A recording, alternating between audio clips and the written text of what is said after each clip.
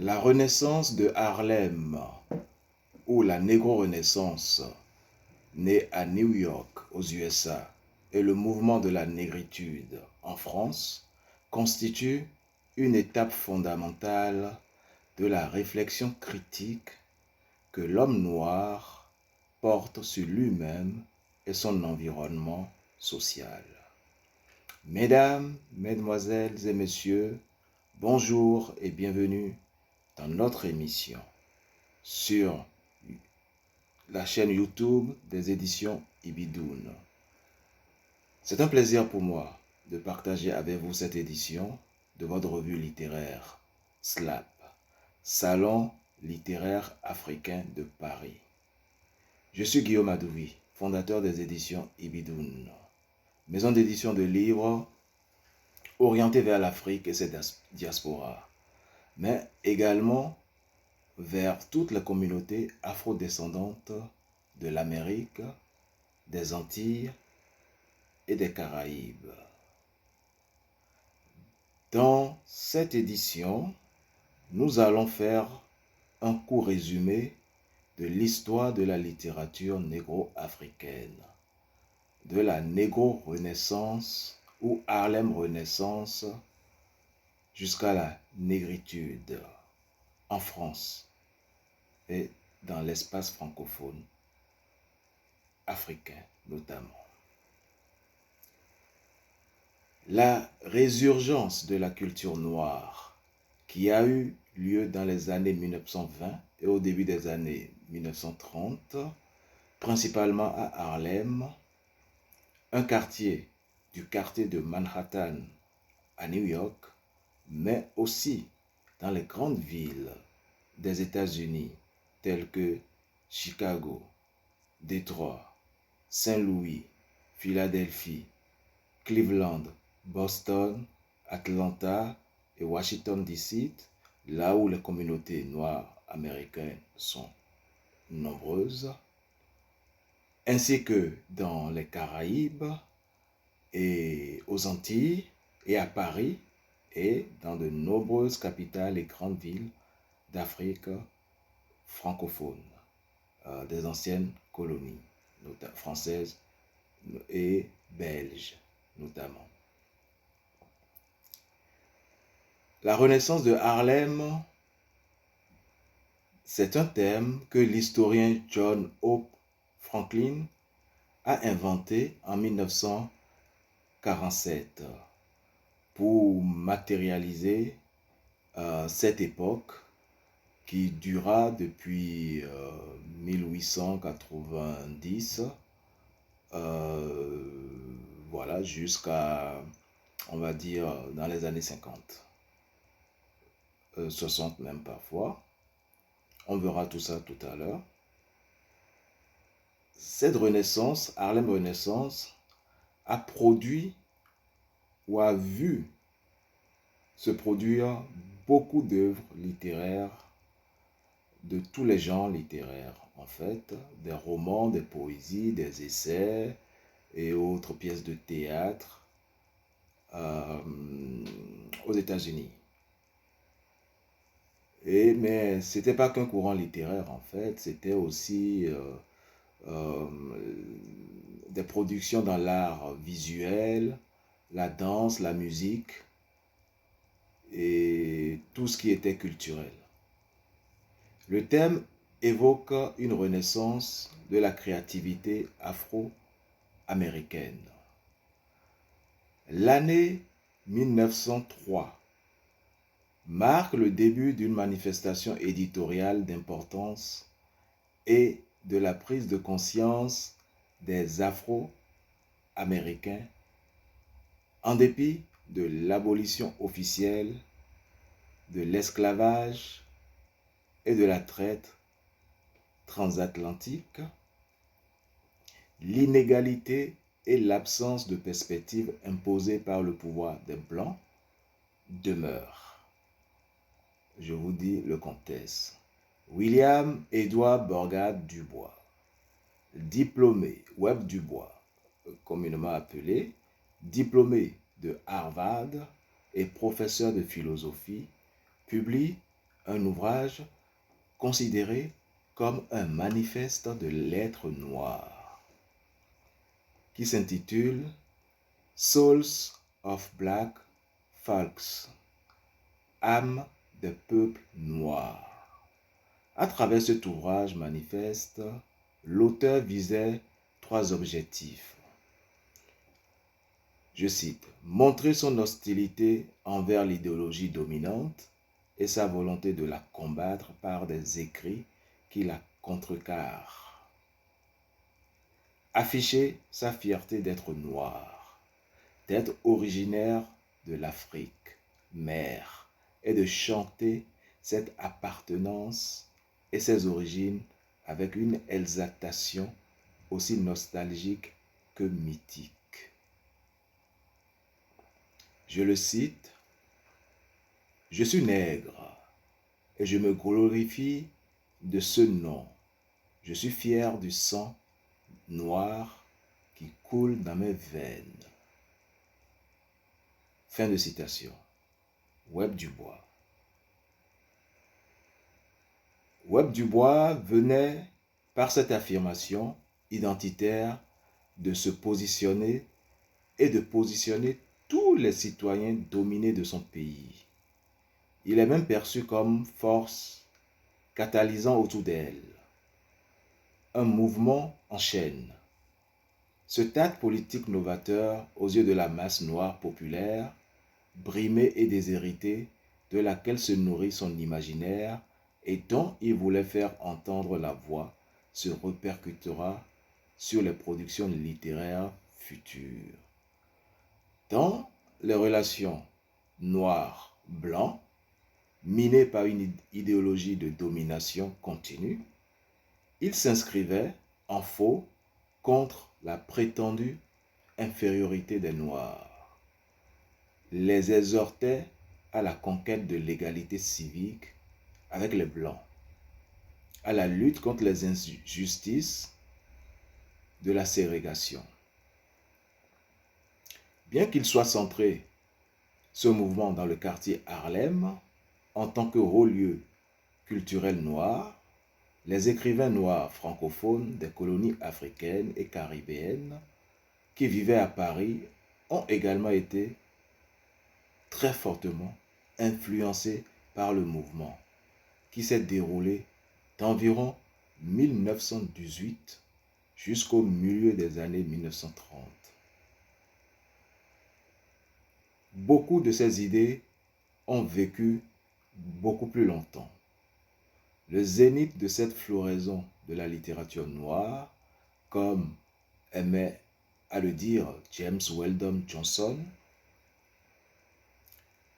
Harlem Renaissance, a eu lieu entre 1924 quand Opportunity, a Journal of Negro Life, a organisé pour la première fois une fête pour les écrivains noirs, où de nombreux éditeurs blancs étaient présents. Et 1929, l'année du krach boursier et du début de la Grande Dépression. La renaissance de Harlem est considérée comme une renaissance des Afro-Américains. Plusieurs facteurs expliquent cette renaissance, avec tout d'abord l'existence d'une bourgeoisie noire concentrée sur Sugar Hill dans les années 1920. Harlem est devenu le lieu de rencontre des élites afro-américaines de New York, qui, à l'époque, atteignaient le rang de ville mondiale de la culture. Puis les universités à l'est de Harlem forment une élite afro-américaine. Par exemple, le journaliste, écrivain et poète Langston Hughes est diplômé de l'université Columbia au début des années 1920, pendant la période de la forte ségrégation raciale. Le City College de New York est ouvert aux minorités ethniques les plus défavorisées du milieu du 19e siècle, au milieu du 19e siècle. Le poète et romancier James Thomas y étudia. En général, la plupart des écrivains et artistes de la Renaissance de Harlem, Harlem Renaissance, ont fait des études supérieures à Harvard Business School ou dans d'autres universités prestigieuses américaines. Le bouillonnement intellectuel est favorisé par les associations, les organisations et les journaux. Il est soutenu par des mécènes noirs et des protecteurs comme M. Alain Locke ou des blancs, le photographe et écrivain Karl van Vechten. Nous lui devons de nombreuses photos des grandes figures de la Renaissance de Harlem. La presse est un autre vecteur de promotion de la culture afro-américaine. Par exemple, le magazine The Crisis, fondé en 1910 au sein du NAACP dans les bureaux du New York Evening Post, publie des brochures et des articles d'auteurs noirs. Le mensuel publie également les œuvres littéraires d'Arna Bontin, Langston Hughes, Countee Cullen et Jane Toomer dans les années 1920. Le New York Amsterdam News, qui paraît à Harlem en 1909, participe également à la diffusion des écrits militants de Webb Dubois, Roy Wilkins et Adam Clayton Powell Jr. L'éclosion de la littérature négro-africaine francophone se situe, elle, autour des années 1930 à Paris.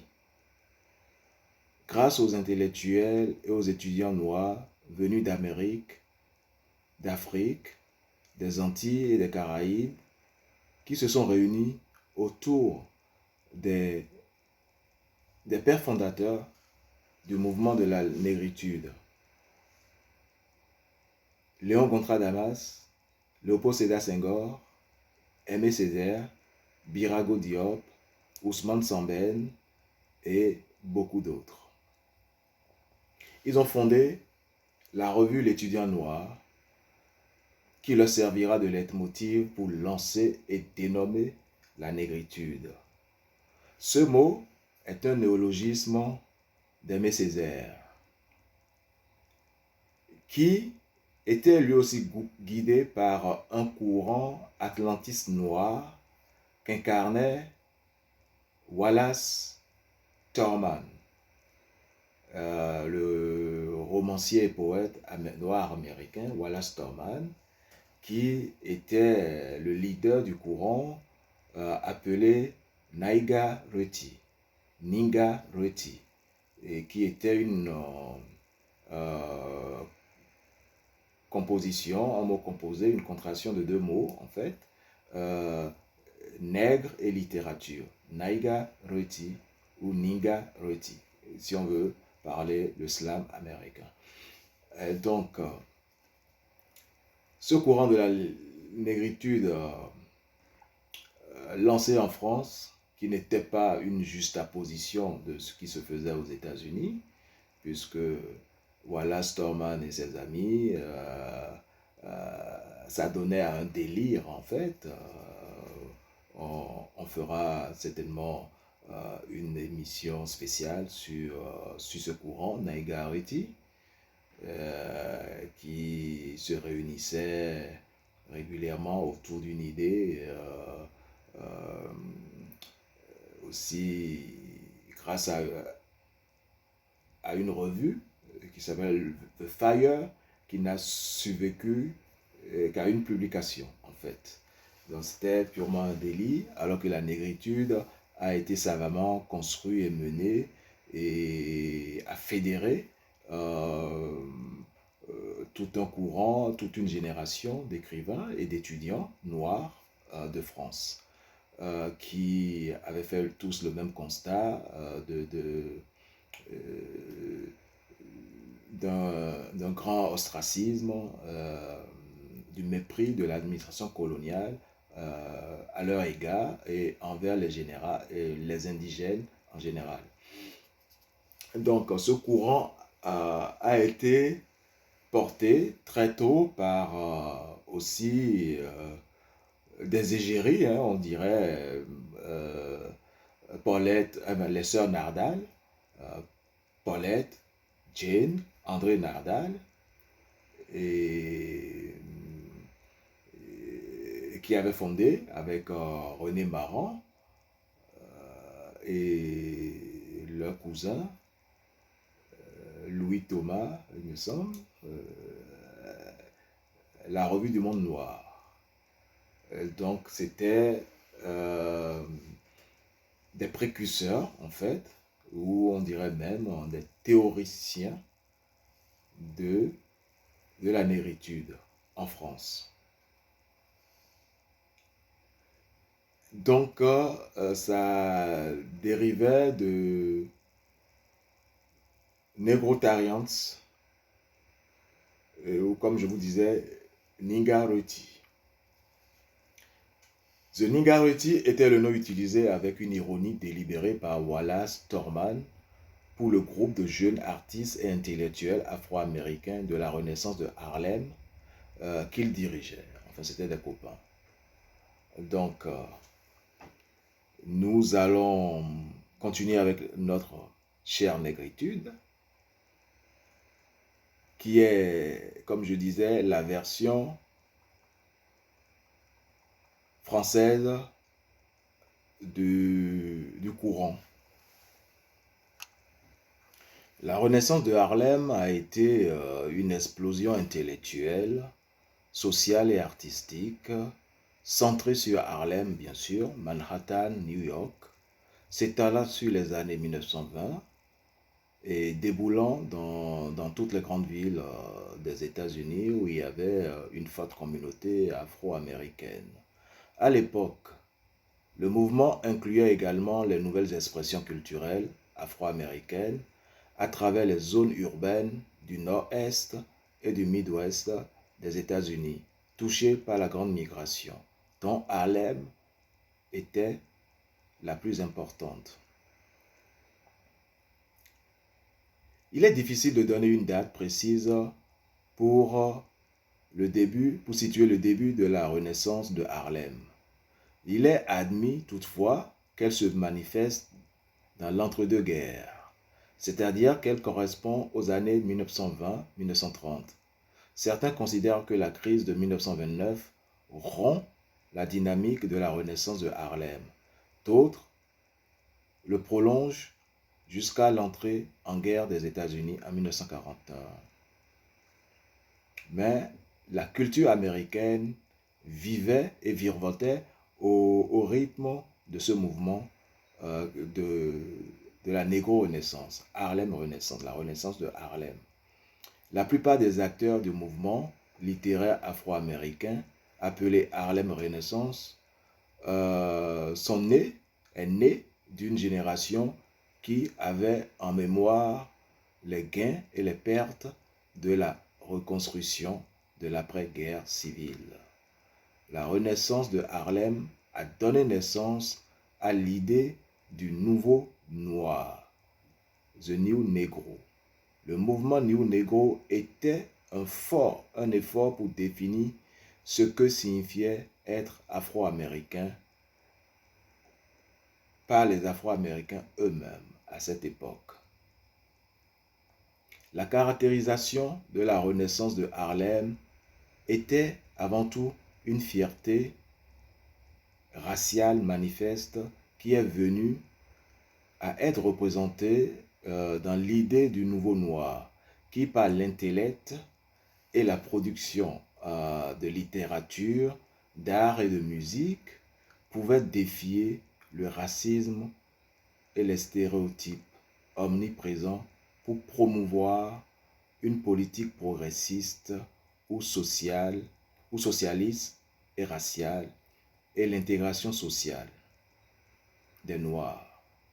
La création d'art et de littérature servirait donc à élever la race noire. Les Afro-Américains ont utilisé l'art pour prouver leur humanité et leur demande d'égalité. Pareil pour la négritude, c'était un peu ça, leur africanité, leur authenticité et leur demande d'égalité face à la francité oppressante. La Renaissance de Harlem a conduit à plus d'occasions pour les Noirs d'être publiés par les maisons d'édition traditionnelles, puisqu'ils étaient enfin reconnus. Le statut d'artiste leur était reconnu. C'était l'époque où il y avait l'explosion des cabarets, des nightclubs, Cotton Club et autres, mais aussi Broadway avec ses pièces de théâtre. Et beaucoup de ces auteurs étaient des auteurs noirs. Et aussi les artistes, il y avait une organisation bien structurée. Et cette communauté avait gagné en considération. La nouvelle fiction, les œuvres de création de l'esprit, la nouvelle fiction a attiré une grande attention de la nation américaine tout entière, sinon dans son ensemble. Comme je le disais, les artistes, les écrivains noirs étaient de plus en plus côtoyés par les blancs, les producteurs blancs qui investissaient sur eux. Et bon, c'était un mouvement qui a duré un certain moment, et jusqu'à ce que une industrie noire puisse s'asseoir totalement et prendre la relève avec les grandes maisons de production de disques et tout ça, et aussi un cinéma black et qui se développait et qui s'est aujourd'hui fondu totalement dans Hollywood, et heureusement. Le christianisme a joué un rôle majeur dans la Renaissance de Harlem, car de nombreux écrivains et critiques sociaux discutaient du rôle du christianisme dans la vie des Afro-Américains. Les églises, les courants,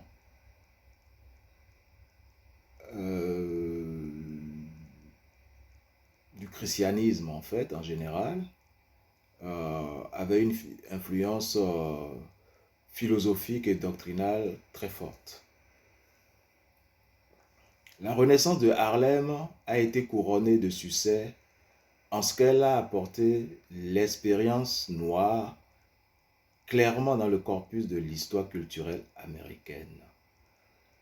Non seulement à travers une explosion de culture, mais sur le plan sociologique, l'héritage de la Renaissance de Harlem a redéfini la façon dont l'Amérique et le monde considéraient désormais les Afro-Américains.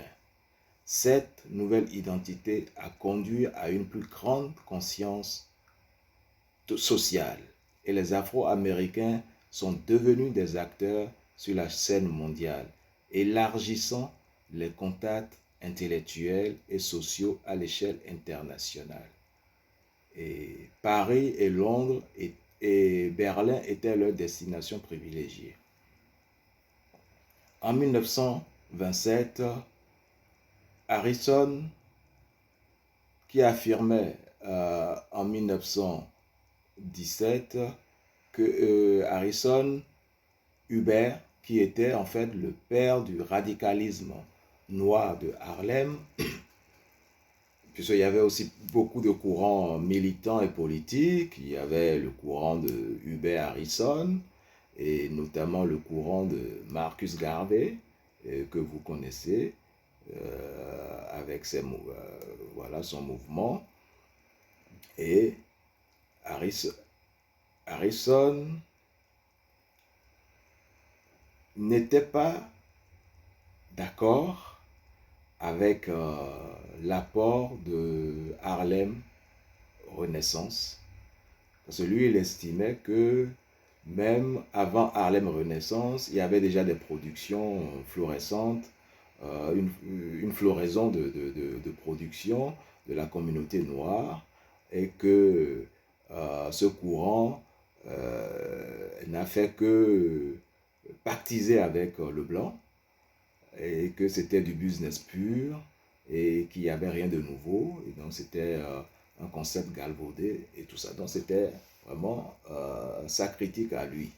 Et Marcus Garvey aussi partageait cette façon de voir avec Hubert Harrison, qui en 1927 dira carrément que la notion de renaissance littéraire nègre ignorait le flux de produits littéraires et artistiques qui s'était écoulé sans interruption des écrivains noirs de 1850 à nos jours, c'est-à-dire 1927. Et que ce n'était pas du tout du fait des producteurs blancs. Il y avait sûrement une grande vérité dans tout ça. Il devait savoir de quoi il parlait et disposer des chiffres ou des statistiques. L'anthologie d'Alain Locke, The New Negro, était considérée comme la pierre angulaire de cette révolution culturelle. L'anthologie mettait en vedette plusieurs écrivains et poètes afro-américains. Des plus connus tels que Langston Hughes, Zora Neale Hurston, camarade de Wallace Stoneman, et Claude McKay. Claude McKay était poète, romancier, et lui, il était plus habitué de la France, de Paris, du courant littéraire qui avait précédé la négritude, puisque Claude McKay était un habitué du salon littéraire africain créé par les sœurs Nardal, Paulette, André et Jane.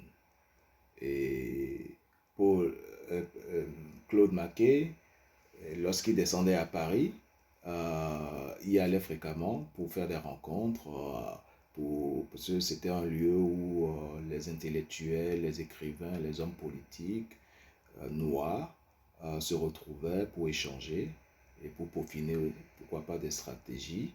Et certainement, c'est de là qu'a germé l'idée d'un courant qui a conduit à la naissance de la négritude. La Renaissance de Harlem, Harlem Renaissance, était plus qu'un mouvement littéraire ou artistique,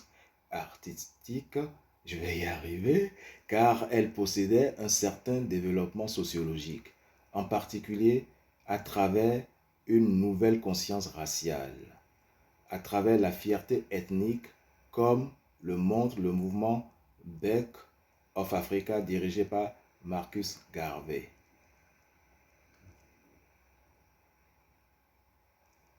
La Renaissance de Harlem a été l'une des principales implications afro-américaines. Elle reposait sur un système de soutien de mécènes, noirs principalement. Ce sont les entreprises noires où tous les noirs qui avaient réussi dans un domaine quelconque, qui se faisaient le devoir racial et ethnique de tendre la main à d'autres noirs pour qu'ils puissent aussi réussir. Et c'est là où il y avait le phénomène de collecter des bourses à donner aux jeunes noirs pour qu'ils puissent enseigner et comment dire, pour qu'ils puissent apprendre, aller étudier dans les grandes universités. Donc, ils étaient poussés. Ils étaient très solidaires et on peut retenir de ce mouvement de Harlem aussi cette solidarité. il y avait, comment dire, une sorte d'impôt moral, je vais appeler ça comme ça, qu'ils appelaient le 10e, le mot va me revenir.